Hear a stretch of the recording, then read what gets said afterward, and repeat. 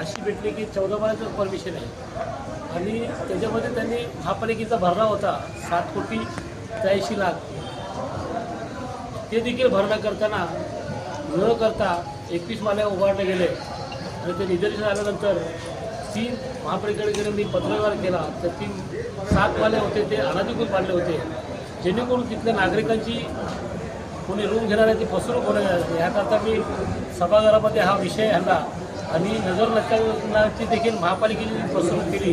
हे आज त्यांच्या निदर्शनाला घेऊन कागदपत्र कुठले कागदपत्र पूर्ण करता हे 7 माले त्यांनी अनधिकृत बांधले होते.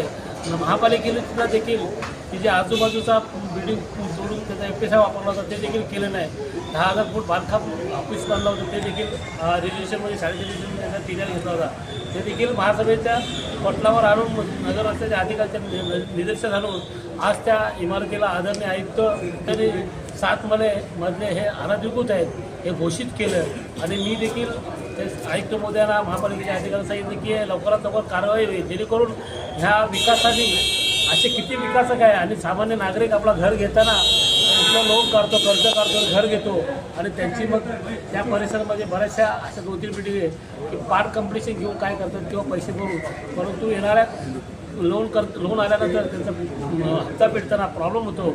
मी हे निदर्शन आणून आदरणीय आयुक्त महोदयांनी त्या 7 महिने त्यांच्या निदर्शन आल्यानंतर त्या नगराच्या अधिकाऱ्यांनी सांगून ते अनधिकृत घोषित केलं आणि त्याच्यावर मी मागणी केली की लवकरात लवकर कारवाई करावं, जेणेकरून तिथे कुठला कस्टमर गेल्यानंतर किंवा गिराईक गेल्यानंतर त्याची फसवणूक होऊ नये. म्हणून मी लवकरात लवकर त्या बिल्डिंगवर कारवाई होण्याकरता मी महासभेत विषय मांडलेला आहे आणि मला देखील आयुक्तांनी आश्वासन दिलं की नक्की लवकरात लवकर त्या बिल्डिंगवर कारवाई केली. तुम्ही समाधानी आहात का?